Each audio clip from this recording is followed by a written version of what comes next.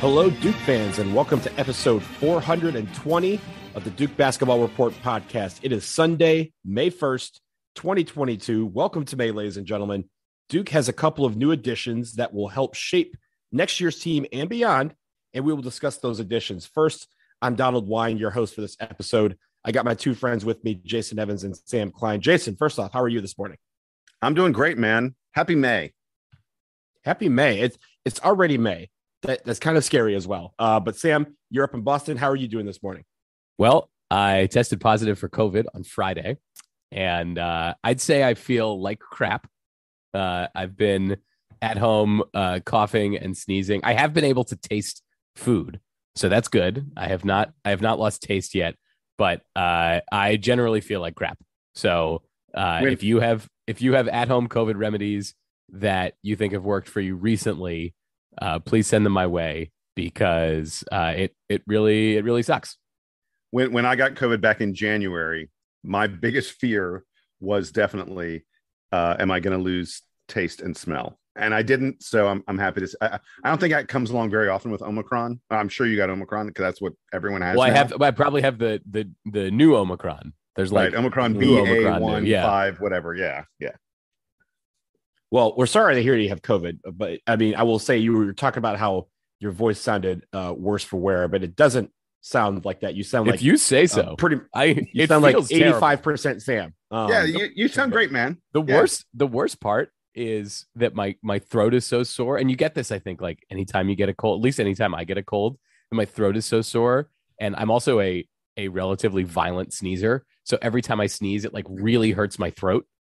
I don't know if any of you are also violent sneezers. Some people know what you mean. I'm a violent. Some people are just violent sneezers, and some people aren't. And it just, I don't know what the physiology of that is. But anyway, well, I'll get through this episode. Don't worry. Yeah. So I will start with this. There's a programming note. So you listeners may have remembered that on the last show that we had made plans to do a podcast featuring a draft of Duke's one and done players. Rest assured that it's still coming. We will release that episode early this week, so look out for that then. But as I mentioned before, we have two additions to the Duke family that we need to discuss on this show. And the first one, and I want to start with this one because I think, one, it came first, and two, I think it will shape the team, as I mentioned, beyond this year, and that is the addition on the coaching staff. On Friday, it was made official that Jai Lucas, who is an assistant coach at Kentucky for the last two seasons. Donald, I'm going to jump in. Mm-hmm. It's actually just Jay. It's not Jai. Excuse me. Jay Lucas. Yeah. I had someone ask me, they were like, oh, is it Jai? Is it high, like highlight? And I was like, that's interesting. So I looked it up, and he used to be an assistant coach at Texas for many, many years. And on the Texas website, it says pronunciation Jay. So it's Jay. So here's the funny thing about that. He played at Texas, as you probably know. And when he played at Texas, he was Jai. That was how they pronounced his name. Hang on. I'm floored by this. We haven't even gotten to the details of the fact that he's coming to Duke. I remember him from college, and I'm sure that he went by Jai Lucas. I would have thought the same thing. But I'm telling you, on the Texas website, if you Google his name and pronunciation on the Texas website, it says Jay, which is pronounced Jay. Which is fair because back when he was at Texas as a player, that was before they had pronunciations on the websites. Yes, okay. They didn't have the pronunciations on the website. They always said Jai.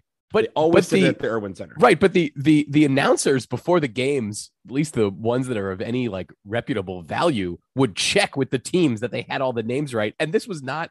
He was not like a bench player. He was like a big time player. He like played at Florida. He transferred after a national championship season. Then he went to Texas. He was like a real player at Texas. He was a top recruit. Like we should know how to say his name.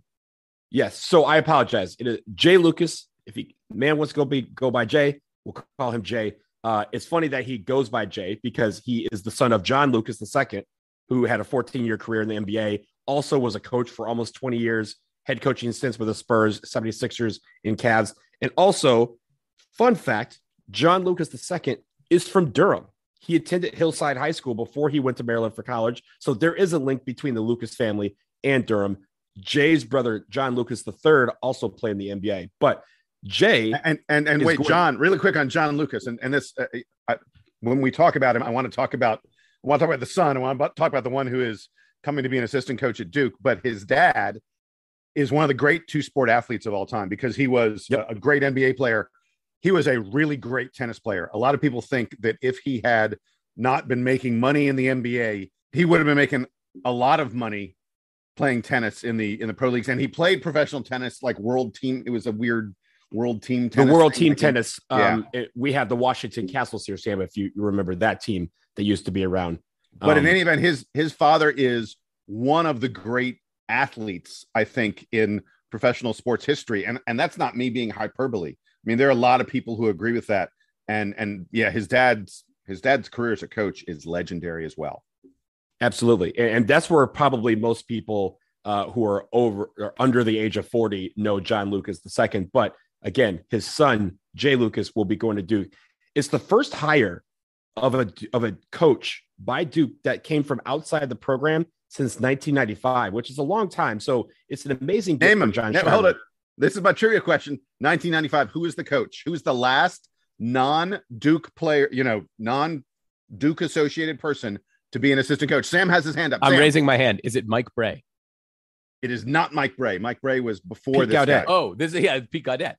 It's not Pete Gaudet. It's Tim O'Toole. Oh, Tim O'Toole. That's right. Yes. Yeah. How about that? The hire. Yeah. It's been. I will admit I had to look it Pete up. Gaudet was already on the staff in 1995. Yeah. Same with Mike Bray. Yeah.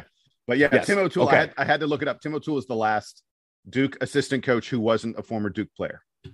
Okay, so let me finish this intro, then I'll give it to you, Jason. But what this does is this rounds out the countable coaching staff. That's the 3 assistant coaches for John Shire. And when you look at this group, it is young. When the season opens this November, John Shire himself will be 35.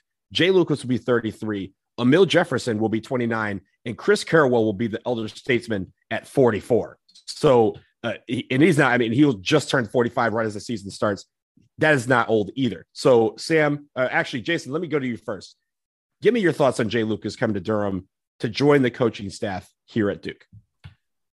Jay Lucas is an absolutely elite recruiter. In 2021, 247, which is the sort of the premier recruiting service out there, ranked the top recruiters in the country among all assistant coaches. They said that the absolute best recruiter in the country was John Shire. And I don't think anyone disputes that. The number 2 recruiter in the country was Jay Lucas. And in 2 seasons, he was only 2 seasons at Kentucky. He'd been at Texas for a long time, for 10 years. And he was 2 seasons at Kentucky. In those 2 seasons at Kentucky, he brought in 5-star Ty Washington, Shaden Sharp, who's headed directly to the NBA draft, Damian Collins, Carson Wallace, all these guys, 5-star recruits, like top 10, top 15 recruits. He was the lead recruiter in getting Severe Wheeler to come in the transfer portal. This is a guy, when he was at Texas, when he was coaching, he was an assistant coach for Shaka Smart. He recruited Jarrett Allen, Greg Brown, Mo Bamba. When John Calipari hired Jay Lucas, he said, I want Jay to be recruiting 10 hours a day. And that's what this guy did. He was absolutely huge in recruiting at Kentucky, and Kentucky is brings in elite players every single year. And in fact, there's a little bit of talk that one of the reasons Jay reached out to Duke, apparently when it was announced that Nolan Smith was leaving, it wasn't that Duke reached out to Jay. Jay reached out to Duke first. At least that's the word that's out there. And one of the reasons he reached out was that he wanted to go someplace where he would be more involved in the planning, the game planning, the scouting, teaching the players, because apparently at Kentucky, he was given nothing but recruiting responsibilities. And he bristled at that a little bit. Apparently Calipari, wanted him just to sit in AAU gyms, for 10, 12 hours a day. And Jay wanted to do more than that. And apparently, the word that Jay got from John Shire is that the assistants have more responsibility and more freedom at Duke. And so that's why he came to come to this program. It's a huge hire. The dude we've already discussed, He has coaching in his blood.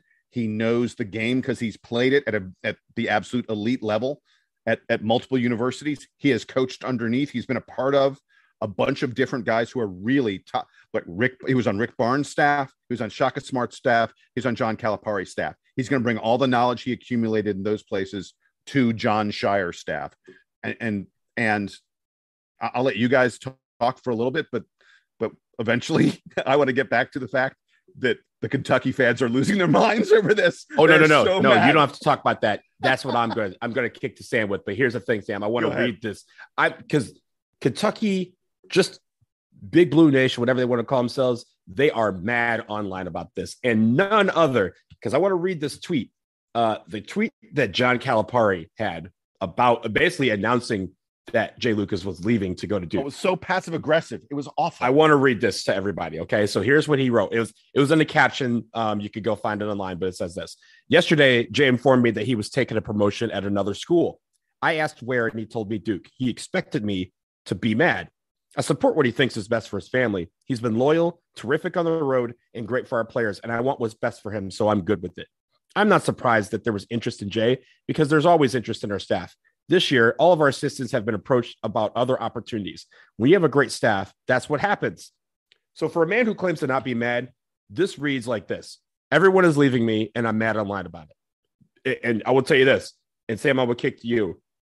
The fact that he lost Payne to his arch rival school, who was his number one recruiter, and his number two recruiter, he just lost to Duke, because Duke's big recruiter went to his arch rival in Louisville. Tell me, if you're a Kentucky fan, how should you feel about that?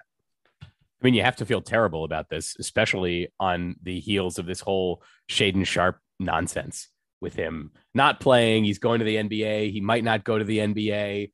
Just the whole rigmarole. He's 100% going to the NBA. Yeah, there's a lot of. He might be the number one pick. I mean, he's going to the NBA. He totally used Kentucky. It's great. There's all kinds of weirdness about that. I would if I was, I would hate to be a Kentucky fan, but if I was a Kentucky fan, all of this would feel terrible. And by the way, just a few weeks after we had a Final Four featuring like 4 blue bloods that did not include Kentucky. Every lost in the first round. Yeah, exactly. Every part of that has got to just feel terrible. Can I pivot back and talk about Duke? Because I feel like for a hire like this, we need to talk about the impact this has. And I have mentioned, I think a few times, that one of the things I was concerned about with the elevation of John Shire to head coach is that he wouldn't fully sort of take the reins and be his own head coach. He would just be, Coach K in proxy.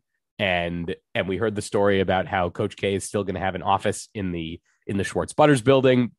He's still going to be on campus. He's still going to be doing, things around the school, which is great. I think that it's important for Duke to, use Coach K as an ambassador for the school for all kinds of great reasons. But I worried, especially with Shire being relatively young, that he would not be able to rebuild the program in his own image. And he's gotten a lot of great recruits. There's obviously guys coming in next year that committed a while ago, knowing John Shire is going to be my coach. Coach K is not going to be the coach there anymore. It's John Shire's program. Great. Nolan Smith leaves. Duke now has to kind of rebuild or fill the hole of somebody who has taken up, if not a lot of the like coaching and recruiting lift the last few years, a guy who is maybe the sort of the center of like the pulse of the Duke basketball universe, probably the most beloved, like universally beloved person in the Duke program. I don't know if I'm stepping out too much in saying that. And the first, and so Shire brings in Mike Schrage, and we could say that's great. He brought in a guy from outside, but ultimately a guy who has a lot of Duke ties and is sort of already part of the vibe here. He brings in 2 transfers so far. We haven't talked about Ryan Young yet, but 2 transfers who like played for Duke guys at other schools. Like there's a lot of sort of Duke family around a lot of the people that John Shire has brought in. They all got the same DNA. They all got the same exactly. DNA. Exactly. Like even if it's kind of a stretch, right? Like I don't know how like Theo John played for Steve Wojciechowski. I don't know if that means he was like a Duke guy before he showed up, but I imagine that Wojo references Duke from time to time as, when he was a head coach. Jay Lucas, other than, as you mentioned, Donald, other than his dad growing up in Durham, which was like a million years ago, doesn't have connections to the Duke program. Maybe he was like lightly recruited by Duke when he was in high school, but Duke was not like on his list of finalists. As I said, he went to Florida, he went to Texas, he's coached at Kentucky, he coached at Texas.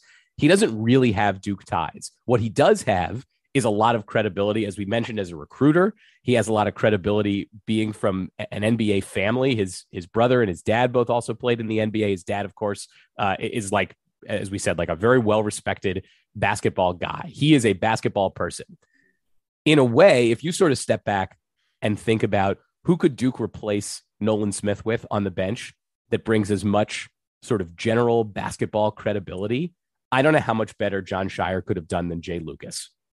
We know he's a big time recruiter. We know he knows all these people.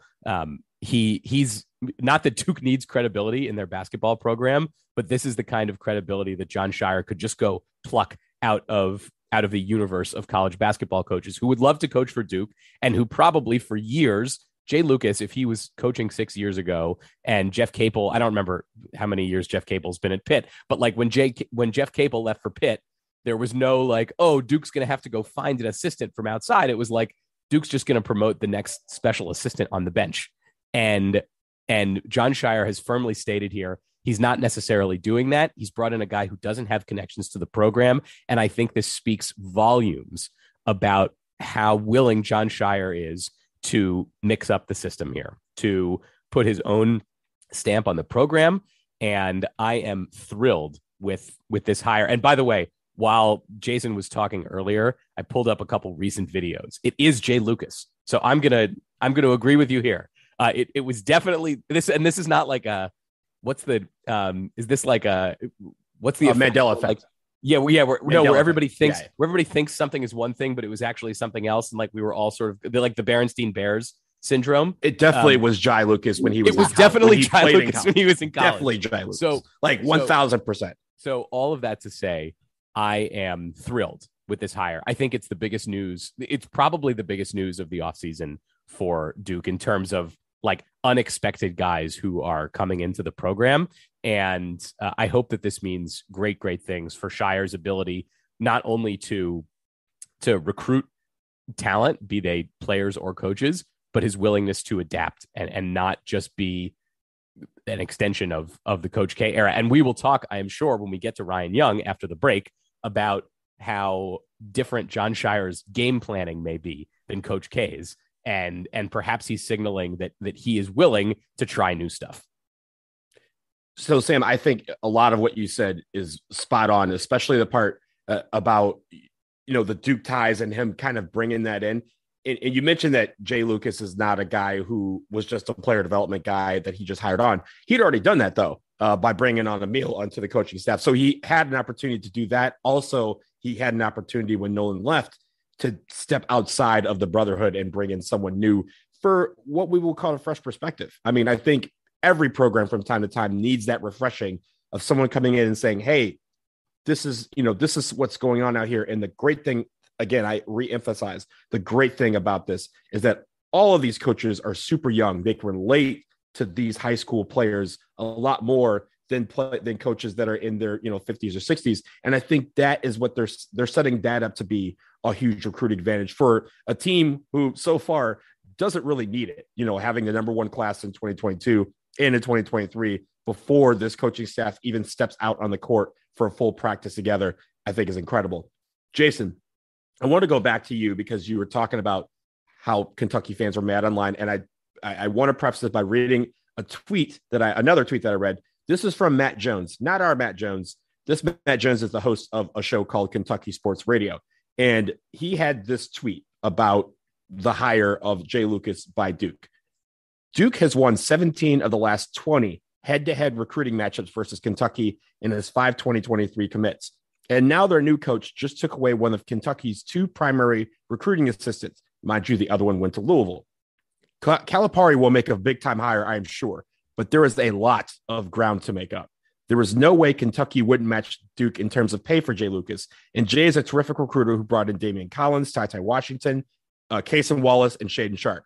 He left because he would rather be at Duke. That's not good. It just isn't.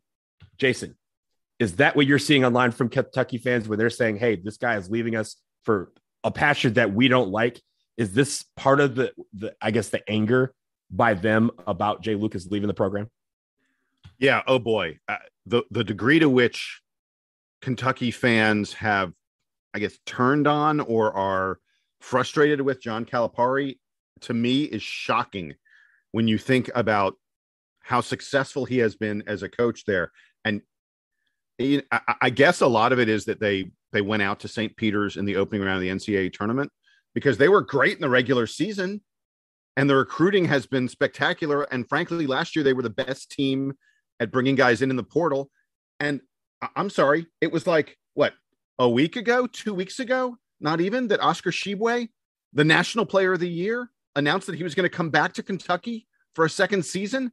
I mean, that might be the best recruiting job anyone has done in college all season. They're preseason top 5. They might be preseason number 1. The degree to which Kentucky fans have turned on this guy is just like bizarre. It's just strange. I don't get it. But so I went to Cat's Paws, which is the Kentucky Forum. Jason, and why did you do this? Because your browser history, the depth destroyed for life. The depth of your commitment to the Schadenfreude is incredible. I would not. I would not do this, but please continue. I don't put that on my browser history. Yeah. So I went because I just wanted. I don't do this often. I know there are some people out there who love to indulge in the negative vibes from the rival teams. I don't do this kind of thing very often, but there was so much going on with this story with Jay Lucas coming to Duke that I went, okay, let me just see what they're saying about it. Maybe they're taking it well. Oh no, they are not taking it well. So here are my favorite comments from the Cat's Paws Forum. One guy said, Duke not only wants to prove it will take all your recruits, and now wants to prove it will take all your coaches. Another guy said, I'm glad things are looking so bad for Duke now that Coach K is gone. And it's great to see UNC fall off a cliff after Roy retired. And then he said, if you can't tell, that's sarcasm. And someone else said, it's pretty embarrassing for your Hall of Fame coach to lose a top assistant to a guy who's never been a coach in his life. Someone else said, and this I thought is significant. This is worth mentioning. They said, we recruit head to head with Duke. Lucas can walk into any recruit's home and say, let me tell you why you should come to Duke instead of Kentucky, because I've been at both of them. And I was like, damn, that's a really accurate comment. And then here's my favorite. Someone said, hey, Duke, please hire Coach Cal as an assistant too. I was like, damn, really? They want to get rid of it. It was just, and then last one I wanted in terms of fans, Cameron Born and Bred, who's a great poster on the DBR, on the Duke Basketball Report Forum. Cameron Born and Bred said, I got a question. When he shows up, does Duke just give him like a D and an E and he sews those onto his clothes around the UK? Is that which I thought was amusing. So anyway, I love the reaction from all the fans. I think it's hysterical. I love that, not only are we kicking Kentucky's butt at recruiting, but now we're kicking their butt at coaching as well. It's perfect. It's everything about it is perfect. It's funny, that shirt that you were talking about that Cameron Born and Bred mentioned. I remember going to, this is, I guess, 2012 when we played them in the Champions Classic down at the Georgia Dome. That was the Nolan Smith when he was in that year. And I believe Anthony Davis was on that team as well. No, year before. No, Anthony Davis won the championship. Nerlens Noel. Correct. Yeah. So Nerlens Noel. And then they lost 2012, right? They lost to someone's uncle in the NIT. I can't. Yes. Robert Morris. Oh, Robert Morris. Yeah. So I saw a bunch of UK fans that wore Duke shirts with the D and the E covered up. And I walked up to one of them. I go, did you run out of Kentucky shirts at the store? Because you know what you just did, right? You gave your arch rival money. I don't think you wanted to do that. And they were just flabbergasted that I would consider such a thing. And I was like, when you buy a Duke shirt, it is a Duke shirt. We get that money. But go off, man. Enjoy your time. So that reminded me of that. But that was a bit of an aside. We are living rent free in their heads 24/7, 365. And it's not even. And honestly, let's be clear. I don't think about this is the only time I've thought about Kentucky. Like when we play them in the Champions Classic, maybe sometimes I'm just looking at teams now, but I don't think about Kentucky that much. They think about this Duke is still nonstop. This is residual thinking about each other from how Duke and Kentucky have just been the top recruiting schools for the last however many years. Like there was that. Oh, no. This is residual from 1992 when Christian Leitner stepped on Aminu Timberlake. It's like they have never forgiven. It's like ridiculous. That's older than you, Sam. No. I was alive for that, although I don't remember it. Yeah, I will be real. I think about Kentucky all the time. Every time I go to Texas, every time I go to Kansas City, every time I go to North Carolina, Duke versus Kentucky is on my mind. And I don't know if it should be on your mind as well. But Duke versus Kentucky, I mean, burn-ins, terrific. Brisket, awesome. If in case you didn't know, I'm talking about barbecue. But Sam, wrap this up on Jay Lucas. So one thing you said, Donald, when you introduced this is that it was made official on Friday. It's not official, I feel like, until Duke announces it, which they haven't yet. It obviously I said out. Official because we have a Calipari quote. Yes, and I want to see the press conference. I think the press conference is very interesting. So this is what I wanted to talk about because, yes, in terms of official, Jay Lucas's Wikipedia profile has been updated. So he is now an assistant coach at Duke. But as you said, Jason, no press conference yet, no statements from the program. And, of course, when the first press release comes out from GoDuke.com, it's going to just have a lot of flowery language about how Jay's been a great competitor and he comes from a great basketball lineage, blah, blah, blah.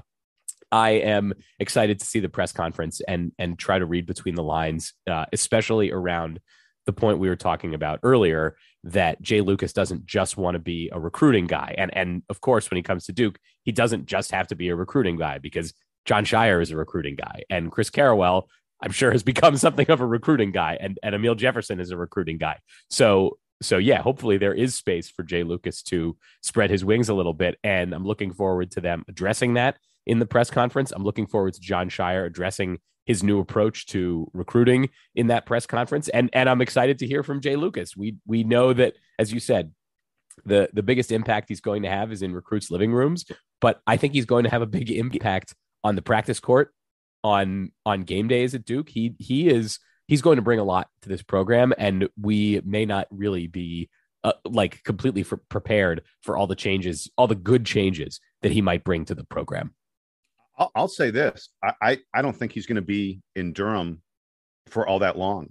I bet you in a couple of years, if Duke's recruiting continues to be at an elite level, no reason to think it won't be. If Duke continues to be, a national championship contender, and based on, the roster currently constructed and what looks like to be down the road, no reason to think we won't be.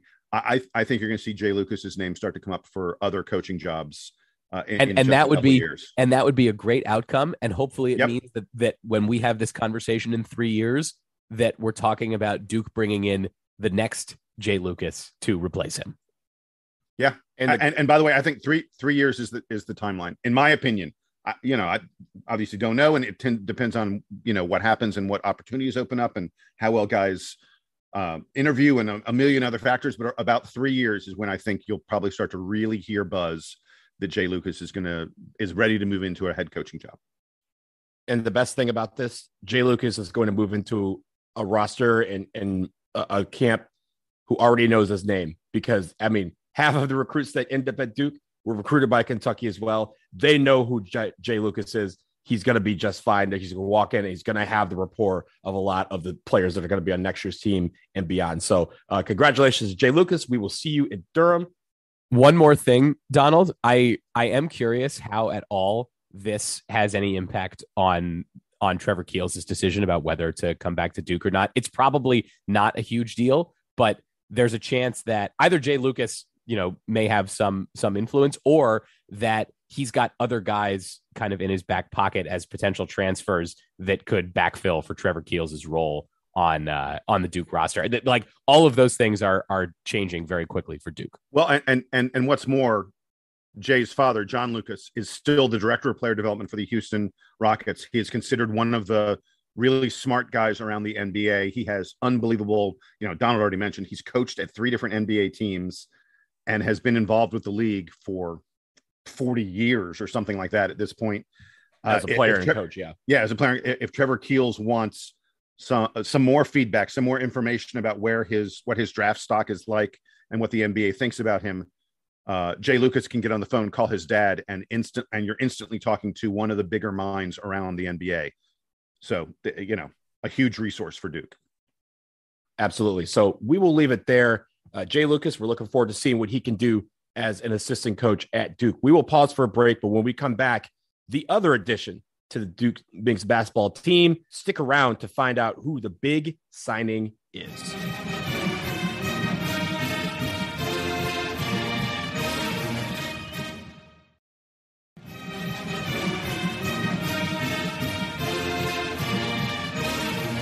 All right, folks, we are back, and Duke has landed another big get out of the transfer portal yesterday as we record on Sunday, May 1st. Ryan Young, a 6'10", 240-pound center, committed to Duke. As we have talked about on this show, he played his last 3 seasons at Northwestern under former Duke player, assistant coach, and forever friend of the pod, Chris Collins. Averaged 9 points per game, 4.2 rebounds per game off of the bench last season.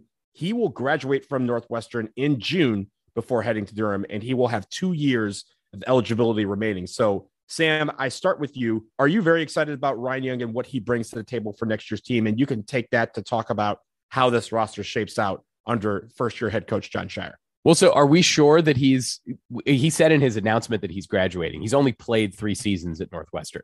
So it's worth, I apologize, I'm going to jump in. It's worth noting he redshirted as a freshman. He was at Northwestern for 4 years. So he's played for 4 years. Okay. Yeah, he was class of 2018 along, he was the same class as Zion, Cam, RJ, and Jason, I have no sense for like where Zion is in his academic progress at this point. I'm worried about him getting back on the court for preseason, so that he can get back to dominating. But anyway, back to Ryan Young. Thank you for the clarification. I am excited for this addition for Duke for a couple of reasons. One, it appears that at least so far in the transfer portal, Duke is going for GPA because they've recruited guys from Northwestern and Harvard. So that's a promising development. But no, in all seriousness, I think that Ryan Young is a great addition as a backup big for Duke. We've talked about how the 2 main bigs for Duke next year, Dereck Lively and Kyle Filipowski, are, of course, young. They're both going to be freshmen, and there will probably be stumbling blocks. There's an enormous need for depth, especially in the post this season for Duke, because freshman bigs are like the most volatile players that you can have on your team. And Ryan Young is, it does seem, just sort of looking over his statistic profile, he is a bit foul prone, but the point of bringing in a guy like this, similar to the way that Duke brought in Theo John, is to have somebody who is big and can eat up some minutes, not all of them. The point of Theo John was not to play 30 minutes a game and leave Mark Williams on the bench. The point was to have him play 10 to 15 minutes a game so that you got the best out of Mark Williams. Ryan Young, I imagine, will play 10 to 15 minutes a game for Duke. He'll commit 4 or 5 fouls every time. And when Dereck Lively subs back in for him, he's going to be like he's going to be a lot fresher and more alert, and he'll be great down the stretch in games. And that is the purpose that he is going to fulfill. The other thing that I see when I look over his sort of year to year stats is that not a guy who's like improved enormously since he got to college. He's been like a good to okay college player pretty much the whole time that he's been at Northwestern. I think that's okay. I'm not super worried about him, averaging like enormous numbers in the post, either be that points or rebounds or blocks or whatever. He just needs to be serviceable. He just needs to be like not even quite as good as Theo John was this year to be an impact player, not just for this coming season, but potentially for the season after that, when he would presumably have that 5th year of COVID eligibility. So I'm really excited for this addition for Duke. I'm excited that they got experience, excited that they got a guy from Northwestern who's got size and who's got rebounding. I think this is a perfect fit, and very glad that Jon Scheyer went after him. Yeah, I agree with all that. And I think that, if he's able to play 10 to 15 minutes of solid basketball to back up Dereck Lively, allowing Dereck Lively to really just be, awesome for 25 to 30 minutes a game, I think we have a really good rotation on our hands. Sam, you talked about just overall fitting of him on the team. Jason, I want you to talk to me about Ryan Young, the player. I know you've done some advanced a look at their advanced stats. Tell me, what about Ryan Young, the player, can we expect next season? So it's real easy, I think, to look at 9 points per game, 4.2 rebounds per game, 0.3 blocks, 0.9 assists, and sort of say, oh, this is a guy who he ain't going to do all that much. Those are numbers at Northwestern. Is he even going to be able to match those numbers at Duke? I think it's worth noting he only played 17 minutes per game this past year because Chris Collins, Northwestern mostly played a smaller lineup. They played sort of 5 out. They didn't have any post player. And their main big man was Pete Nance, who was actually their best player. At least Collins felt he was their best player. And having him on the floor meant that there just wasn't a lot of time for Ryan Young to be on the floor. There were a couple games where Pete Nance was injured and Ryan Young played more, including a game they played against Michigan State. And in those games where Ryan Young got to play more like 25, 30 minutes, he was really impressive. Like against they beat Michigan State, Northwestern did. And Ryan Young had 18 points and 10 rebounds. He had a really big game against Michigan State. And Michigan State was a pretty good team on the inside. And right after that, again, another game where Pete Nance couldn't play. Ryan Young got to start against Wisconsin, had a big game against Wisconsin as well. This is a guy who's shown that when you give him minutes, he can be pretty successful. Rather than looking at his stats playing 17 minutes a game, if you said, oh, what would this guy be like if he played 30 minutes a game? Because I think that gives you a better sense of what he would be, if he was coming to Duke from playing a prominent role. Over 30 minutes per game, this is a guy who averages almost 16 points per game and almost 8 rebounds per game. So now you have a better sense of what Duke is getting. He is a really good offensive rebounder, and he is great at drawing fouls on the opposition. His offensive rebounding rate of 9.9% would have placed him second on Duke last year behind only Mark Williams. And Mark Williams was an elite offensive rebounder. But Ryan Young, way better offensive rebounder than Paulo Banchero, way better offensive rebounder than anyone else that Duke had last year on the team other than Mark Williams. And what's really big is his ability to draw fouls. He has a foul drawing rate of 6.2 fouls per 40 minutes that he plays. That's a huge number. That is better than every other Duke player over the past 6 years other than Vernon Carey. When this guy's in the game, he is in the post. He doesn't want to venture outside. He took 6 3-pointers last year. He doesn't shoot 3-pointers. He doesn't even shoot 15-foot jumpers. He likes to be in the post. He likes to take shots inside of 5 feet, and he draws fouls at a phenomenal rate. This is a very, very valuable thing to have on this Duke team because we don't have anybody like that. He does a great job of using his body to seal off defenders. He has a wide array of post moves and finishes. And you're just not going to get that from Dereck Lively. Now, on the downside, he's not a great defensive rebounder, and he is not a great defensive player overall. He's going to have real trouble in the pick and roll. And when he gets switched onto guys defensively, it's going to be an issue. And I really wonder. I don't think he's going to be able to play very much at the same time with Kyle Filipowski because both those guys are a little bit slower. I think Filipowski is mostly going to play power forward for Duke. If you have those two guys on the floor together, it really makes it tough for you if you're playing man-to-man defense. Now, the interesting thing will be, I don't know that Duke's going to play a lot of man-to-man defense. And if Shire decides to play more zone than Coach K did, then you can absolutely, I think, have Ryan Young and Kyle Filipowski together, at the back of a 2-3 zone or something like that.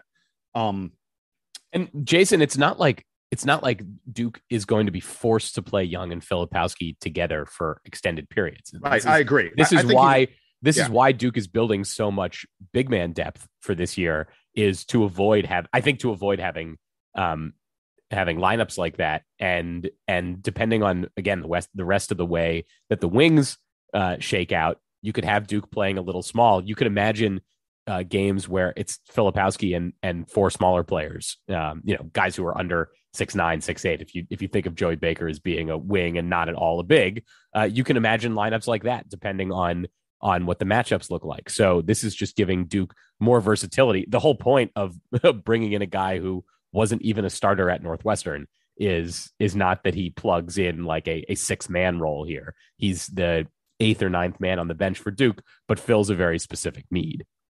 Yeah, and I think that it is important for Duke to have someone who can be a scoring presence in the post.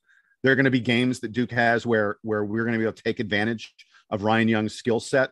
And I love the fact, Sam, you mentioned this earlier, but I want to highlight it. The fact that Duke can say to Dereck Lively, hey, Dereck, you're going to play like 25 minutes a game. We want you to hunt every block you can find. Just go out there and protect the rim. Don't worry about foul trouble. If you get in foul trouble, we've got Ryan Young to play as well. And if for some reason you and Ryan both get in foul trouble, we can go to Kyle Filipowski, move him from power forward over to center. And I do think it's worth noting that Ryan Young's game is very different from Dereck Lively and Kyle Filipowski. Both those guys are more comfortable, at least offensively, playing a little more on the perimeter or facing the basket. Dereck Young is sticking that 6'10", 240-pound butt in the post, and he is getting the ball down close to the basket and then putting an array of post moves on you. And last thing, practice. I love what is setting up for Duke in terms of our two deep rotation, because when you look at the two deep, you're looking at, okay, who's playing and who are you practicing against? And if I can just really quick, I just want to lay this out so everybody hears it, so you understand how deep this Duke team is. At the point guard, it's going to be Jeremy Roach and Jalen Blakes. At shooting guard, we still need to fill someone in. Maybe it's Trevor Keels, maybe it's AJ Green, maybe it's someone else, someone from the portal. But at the shooting guard, I feel like we're going to have someone who's starting, and we're going to have Jaden shoot. At small forward, we're going to have Dereck Whitehead and Joey Baker. At power forward, we have Kyle Filipowski and Mark Mitchell. And now at center, we have Dereck Lively and Ryan Young. And that's with Catchings getting time at forward and Christian Reeves. I mean, that they're 12 guys. They're 11, and we're going to be adding one more. We will add one more player, I think. They're going to be 12 guys getting time, battling each other in practice. It is setting up as one of the deepest rosters we've ever seen at Duke. I think it's important for people to realize that having someone who already embraces the role of coming off the bench is super important, because he doesn't have to translate. He's not a guy who's used to 35 minutes a game and you're asking him to play 10 to 15. This is a guy who's used to playing 10 to 15 minutes and is going to play 10 to 15 minutes. He knows that role. He can embrace it. The other thing is this: you mentioned in the depth chart, if you will, of guys, the 2-1-2, you didn't even mention Stanley Borden, who's 7 feet tall, right? Like, we have someone, and I know he's not going to play in the games, but when we talk about simulating any opponent in the country that we will play next season, we have guys that can do that. If we need a guy, if we play Florida State and they have all their 7-footers, we have 4 of our own that we can throw out there and say, okay, yes, you want 4 7-footers? Cool, we can do that too. If you want a team that's small, we can do that. If you want a team that has, young or old, we can do that. We have the guys that can simulate any offense or any defense that we will see this season. And I think that is a very good approach for this team as they start to gel, that they know that they can compete with anyone because they have the guys to compete with anyone. Last thing on Ryan Young, it is very easy to look at him and say, okay, this is a guy coming in to get 10 minutes a game. He has 2 years of eligibility left. And I agree. He's probably a 10 to 15 minute a game guy next year, this upcoming season, but he has 2 years of eligibility left if he chooses to take his super senior year. And Duke really doesn't have a guy who you go, oh, that guy's definitely automatically the starting center on next year's team, not next, 2 years from now. And I'm looking a long way down the road, but most people expect Dereck Lively to be a one and done, that he will move on to the NBA. And John Shire at this moment has not recruited someone that you go, oh, that's the guy who's going to play in the post. That's a guy who's going to be Duke center on the 23-24 team. Some people, it might be Kyle Filipowski. He might stay more than 1 year. It's not a done deal that he's a one and done.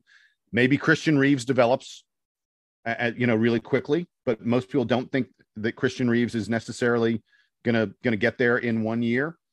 I really think there's a strong possibility that Ryan Young came to Duke to be a backup for one season and to at least have a chance to be the starter the next year. So I'm thrilled that John Shire is filling in with experience. This kid's already been in college for 4 years. I think he's 22. I can't find his exact birth date. He's either about to turn 22 or he's already 22. I love that's a man. This guy's a man. He is huge. And the idea that we're going to have him for a couple of years, John Shire, it's like every single thing John Shire does, I go, yeah, that is exactly what we needed to do. Yeah. And having, again, that experience, that, presence, also just, again, a guy who could come in and know his role and embrace it very well is going to be something that is going to be desperately needed for this team next year.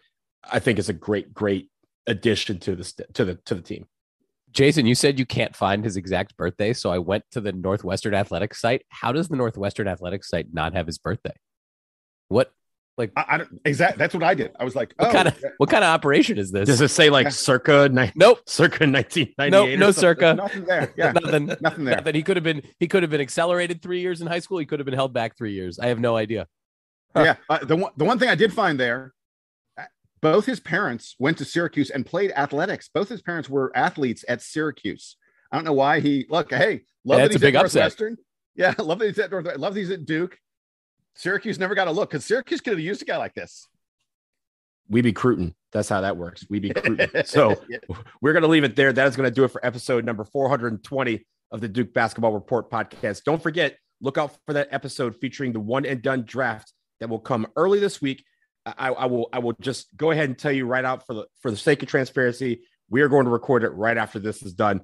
So you will hear this first, and then on maybe Tuesday or so, you will hear the one and done draft. So stay tuned for that. As always, we love hearing from you. So continue to email us, dbrpodcast@gmail.com. I promise we will be back very soon. But for Sam Klein and Jason Evans, I'm Donald Wine. And now it is time for the Duke Band to take us home.